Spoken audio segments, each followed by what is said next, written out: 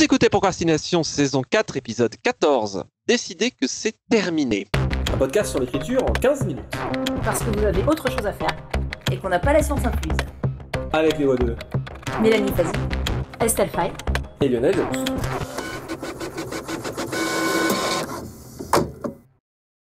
Vous écoutez Procrastination toujours en confinement, donc toujours nos excuses au long terme pour potentiellement certains cafouillis sonores, mais nous continuons à discuter car rien ne nous arrête. C'est une question qui est arrivée de loin en loin et notamment sur les forums d'Elbakin. Hein. Pour rappel, nous lisons et répondons et si vous avez des questions, des idées de thèmes, n'hésitez pas à nous en faire part. C'est une question qui arrive assez fréquemment, donc qui concerne la difficulté du premier jet et des corrections. C'est-à-dire que quand on écrit un bouquin, notamment parfois son premier bouquin, ça peut prendre des années, ou certaines œuvres peut-être sur le très long terme, et on se dit parfois, à mesure qu'on apprend de ce projet qu'on est en train de faire, on découvre des choses, on peut se dire, je peux toujours améliorer, ou au contraire, j'ai tellement remanié la matière que je vois plus rien.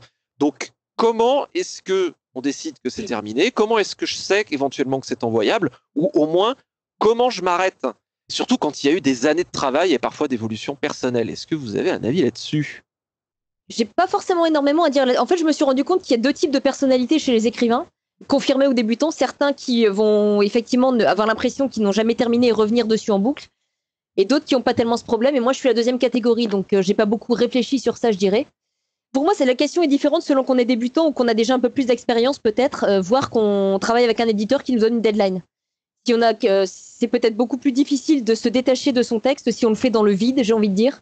C'est-à-dire ne sachant pas si on va l'envoyer, à qui on va l'envoyer, s'il n'y a rien qui attend derrière. Si tu as une deadline, forcément, là, je dirais, le monde a choisi pour toi. Il y a un moment, il faut décider que c'est fini. Je pense qu'on se case plutôt dans le cas des premiers romans ou des œuvres au très long cours qui n'ont pas forcément d'éditeur. Et je pense, concernant nos poditeurs et poditrices, ça pourrait concerner globalement plutôt des premiers bouquins écrits au long cours. Alors, comment décider que c'est terminé? À mon sens, quand on apprend, quand on développe une pratique, une discipline quelle qu'elle soit, artistique ou autre, et entre autres l'écriture, la compétence augmente et elle va augmenter en rapport avec le recul qu'on a sur son travail. Pour commencer à formuler un jugement dessus, à mon avis, le premier truc va consister à essayer, c'est la pratique qui va informer ça, mais pas que, c'est simplement la réflexion et l'exposition, la consommation de contenu, c'est-à-dire dans notre cas tout simplement lire des bouquins, ça va consister à élever en fait son regard et son recul sur ce qu'on fait au maximum pour affiner en fait son jugement esthétique de manière à essayer de l'élever un peu au-delà de ce qu'on fait pour essayer d'arriver à regarder ce qu'on fait et se dire est-ce que j'ai fait le boulot? Est-ce que je suis arrivé au maximum de ce que je pouvais faire et de ma compétence? Et là derrière, si la réponse c'est bah ouais, je suis arrivé au maximum de ma compétence, il peut y avoir deux possibilités. Soit je me dis bah ouais, mais c'est pas bien. Ou alors je me dis bon bah effectivement ça peut faire le café, j'ai à peu près fait le truc, donc je peux le montrer au vaste monde, je peux l'envoyer des bêta lecteurs, je peux éventuellement l'envoyer à des éditeurs.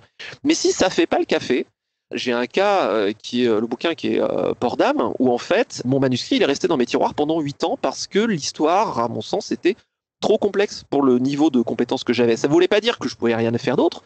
J'ai écrit des bouquins, j'ai publié une trilogie de thrillers et d'autres trucs avant d'arriver à publier Port d'âme, mais il a fallu 8 ans de maturation et 8 ans d'apprentissage pour que j'arrive à réussir à traiter ce projet qui, à mon niveau de compétences à l'époque, non pas parce qu'il y a des projets qui sont plus difficiles dans l'absolu que d'autres, c'est juste que par rapport à la personne que j'étais et à mes compétences et à mes angles morts personnels à moi, ce projet-là, il était juste pas tout à fait à ma portée. Il a fallu que je mûrisse pour arriver à le faire. Donc, si c'est le cas, je pense qu'il faut aussi savoir, à ce moment-là, faire autre chose. Parce qu'il y a un stade où on a tellement corrigé, tellement essayé de remanier une matière que elle va plus forcément avoir à nous apprendre grand-chose. Et c'est en faisant autre chose, c'est en vivant, c'est en se confrontant à d'autres projets que peut-être on va acquérir la hauteur qui va permettre de revenir plus tard à ce projet-là. À un moment, il faut, je pense, aussi savoir lâcher prise, non pas pour décider que ce bouquin-là est terminé, mais peut-être pour décider que ce bouquin-là, il a besoin de quelques années d'incubation. En fait, c'est pas le bouquin qui a besoin de quelques années d'incubation, c'est l'auteur. Pour moi, il y a une chose qui intervient beaucoup aussi dans la capacité à lâcher prise sur le projet et à prendre du recul. Pour moi, c'est le regard extérieur. Et je pense qu'il faut apprendre à s'y confronter assez tôt en faisant lire au moins à ses amis, sa famille, bêta lecteurs, etc. au minimum par des proches, parce qu'il y a un moment donné où justement, ce que tu disais, est-ce que j'ai fait le boulot? Il y a un moment donné, on peut pas s'en rendre compte tout seul. Et on peut être très surpris dans un sens ou dans l'autre, en bien ou en mal, j'ai envie de dire, parce qu'on a réellement produit par rapport à ce qu'on pensait. Et moi, j'ai souvenir en débutant d'avoir énormément d'insécurité sur j'y arrive pas, et être très surprise par les retours très positifs que j'avais reçus, qui finalement m'ont aidé à avancer, y compris à un moment donné d'un retour positif d'un professeur que je considérais comme ayant un regard très exigeant. Et qui fait que j'ai soumis mes textes en fait. Et il y a des choses comme ça, je pense qu'on peut pas faire l'économie à un moment ou à un autre, de passer par un regard extérieur ou par plusieurs, d'avoir un échange, de dialoguer, mais à un moment donné, on ne peut pas être tout seul avec le texte indéfiniment. Si je peux rebondir sur 2-3 trucs que vous avez dit. Déjà, je suis tout à fait d'accord sur le regard extérieur dont parle Mélanie. Moi, par exemple, décider que les corrections sont terminées, c'est par exemple quand le bêta-lecteur arrête de hurler chaque fois qu'il reçoit une page. C'est un bon signe aussi. Après, oui, effectivement, il y a aussi 2 sortes de projets dans mon expérience, et pas simplement quand on est débutant, en tout cas pas pour moi. C'est-à-dire, il y a les romans où c'est bon moment pour les écrire. Je suis tout à fait d'accord avec ce qu'a dit Lionel. Il y a un bon moment pour chaque roman. Il faut aussi arriver à le reconnaître. Je pense que ça vient avec l'expérience aussi. Après, pour moi, ce moment, c'est pas quand je suis sûre de pouvoir faire ce roman, c'est quand le roman est juste un peu au-dessus de ma portée. Et c'est là qu'il faut s'y lancer. En tout cas, pour moi, dans ma façon de faire, faut qu'il y ait ce côté saut dans le vide. C'est ça qui va faire que mon manuscrit va vivre encore. Faut qu'il soit juste un peu au-dessus de ma portée. Et puis, il y a les romans au long cours.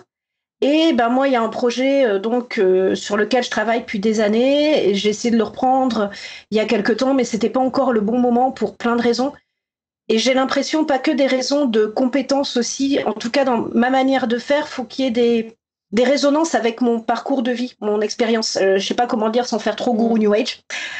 Mais voilà, c'est vraiment ça. Et là où j'en suis dans ma vie personnelle, c'est pas le bon moment pour écrire ce projet, pour plein de raisons. Et donc, j'ai essayé de le reprendre, mais c'était pas le bon moment. Il y en a d'autres qui devaient s'écrire avant, donc il est repassé dans les tréfonds de mon ordinateur. Voilà, donc savoir reconnaître le bon moment pour faire un projet, c'est tout à fait ça. Après, je vois aussi quelque chose, notamment quand je parle avec des jeunes auteurs, et comme là, on disait notamment que ce podcast peut intéresser des auteurs qui sont en train d'écrire leur premier roman, sans deadline, sans rien.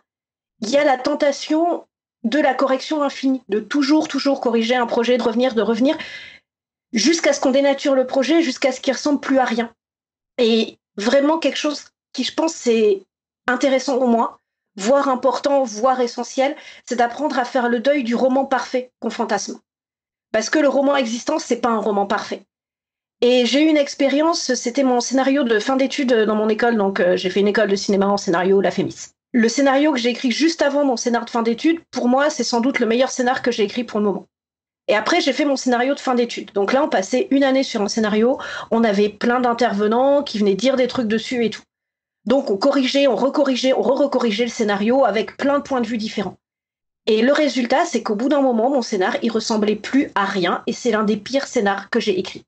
Parce qu'il y avait tous ces avis divergents. Et on voit ça dans certains scénarios de films. Enfin, je pense qu'on a tous des exemples de films ou de séries en tête où il y a des poules de scénaristes énormes, mais justement, il y a eu trop d'avis divergents, donc ça ressemble plus à rien.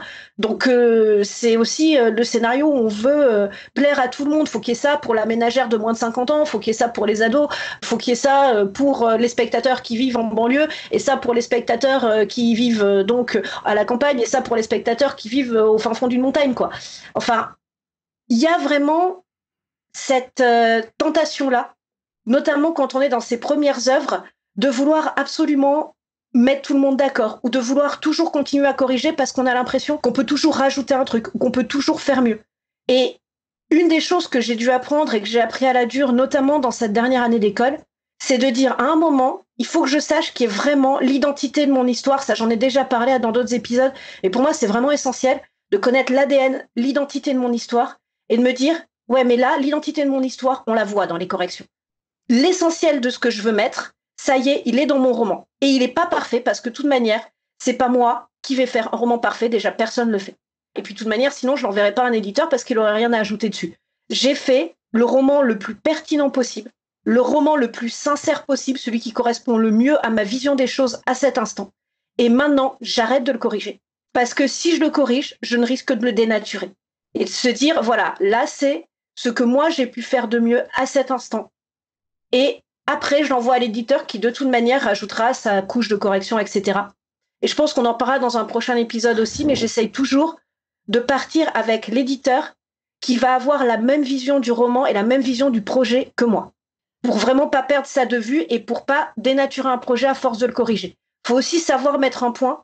C'est vrai que il y a, et c'est très bien, de plus en plus de gens qui effectivement considèrent l'écriture comme un travail, et je trouve ça super cool, mais peut-être l'une des exagérations, c'est de se dire, de toute manière, corriger, c'est bien en soi. Non, c'est pas bien en soi. Il y a un moment, il faut savoir arrêter les corrections aussi. Il y a une chose sur laquelle je voulais rebondir, c'est que je me demande, je suis pas sûre, mais c'est une question, si c'est pas quelque chose qui peut évoluer aussi avec l'expérience. C'est que je me rappelle, moi, commençant mes premiers textes, j'avais tendance à beaucoup les reprendre pour les remanier en termes de forme. C'est-à-dire que j'étais dans un apprentissage de la forme, comment ça marche, qu'est-ce que je peux faire, qu'est-ce que je peux essayer. J'ai repris parfois certaines nouvelles entièrement du début à la fin pour les remanier complètement. Et c'est quelque chose qui m'a complètement passé après. Je pense que c'est peut-être en partie, et moi, c'est pas une question de deadline ou pas, c'est le fait qu'on commence à mieux maîtriser les outils, on commence à mieux sentir ce qui marche ou pas, à mieux savoir de quoi on est capable et à savoir ce qui marche. Et je m'aperçois que je suis passée à l'inverse extrême, c'est-à-dire que je corrige finalement assez peu, et je me lasse très très vite d'un texte, et au bout de quelques relectures, corrections, il faut absolument qu'il passe à un bêta-lecteur, parce que là, j'en peux plus de le voir. Mais j'ai une espèce de certitude que j'ai acquis une maîtrise suffisante pour qu'il ait à peu près une forme qui fonctionne, ce qui n'était pas le cas quand je débutais. Tout ce que vous dites m'inspire vraiment une phrase de Steve Jobs, même s'il faisait de la technologie, il avait une phrase très simple, il disait, je vais la dire en anglais parce qu'elle fonctionne beaucoup mieux, mais j'essaierai de la traduire après, Real artists ship. Les vrais artistes livrent. Ils livrent, ils envoient, ils décident que c'est fait et ils passent au truc suivant. Effectivement, vous parliez très justement du mythe du roman parfait. Des fois, il y a cette espèce d'idée comme quoi on joue sa vie sur le bouquin. Et c'est vrai, on joue sa vie sur chaque bouquin, mais il faut aussi, à mon sens, se rappeler que l'écriture, c'est aussi un voyage et c'est un apprentissage qui est constant sur lui-même et qui dure la vie entière. Parfois, dans le perfectionnisme, je me demande s'il n'y a pas cette espèce de crainte comme quoi les idées sont rares. Et si je fais pas ce bouquin de manière parfaite, de toute façon, j'ai qu'un bouquin en moi, sauf que... Et parfois, c'est vrai, quand on commence, on se dit, putain, c'est tellement long d'écrire. Est-ce que je vais jamais réussir à en écrire un deuxième? Mais on évolue, la vie est longue, et on aura plein de nouvelles idées, et on aura plein de nouvelles envies. Et même si c'est pas le cas, bah, c'est pas grave. Mais à un moment, sans vouloir effectivement entrer dans une horrible vision très utilitariste des choses, mais dans l'industrie, il y a la notion du livrable. À un moment, faut livrer, faut lâcher prise. Et il y a d'autres projets qui nous attendent. Et ce sont surtout, en fait, je pense... J'aime beaucoup ce que tu dis, Estelle. Je fonctionne un peu pareil que toi sur le fait que j'aime sentir qu'un bouquin il est juste au-delà de ma portée parce que c'est là que je vais me mettre en danger. Je crois que je l'ai mentionné avant. C'est comme en improvisation théâtrale. Quand on se met en danger, on va sortir des trucs qu'on pensait pas qu'on avait. Et c'est là que c'est intéressant. C'est là qu'il y a la personnalité, c'est là qu'il y a les aspérités. Alors évidemment, il faut exécuter correctement, mais c'est dans la personnalité que va se trouver l'intérêt d'un bouquin.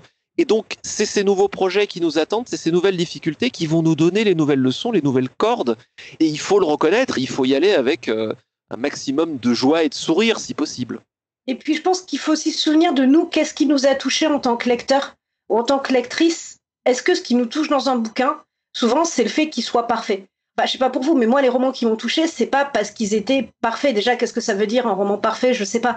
Mais ils m'ont touché parce qu'il y avait des personnages, parce qu'il y avait des émotions, parce qu'il y a des scènes dont je me souviens encore, juste rien que de m'en souvenir. Voilà, il y a quelque chose, quoi. Donc, c'est aussi, disons, toujours se demander pourquoi on écrit, qu'est-ce que nous on aime en tant que lecteur, et pas simplement, je vais encore faire la correction de plus parce que c'est bien en soi. Rappelons-nous aussi, tu parlais du roman qui nous ont marqué, rappelons-nous aussi, et je pense qu'on est très nombreux à faire l'expérience, de rouvrir des bouquins qui nous ont marqué quand on était ado ou plus jeune, et on se dit « Oh là là, j'aurais jamais dû !» Et le roman parfait, il touche, vraiment avec toutes les guillemets du monde, hein, je dis ça exprès, le roman entre guillemets parfait, il touche la personne qu'on est à un moment donné, et la personne qu'on est à ce moment-là donné, elle sera plus là dans un an.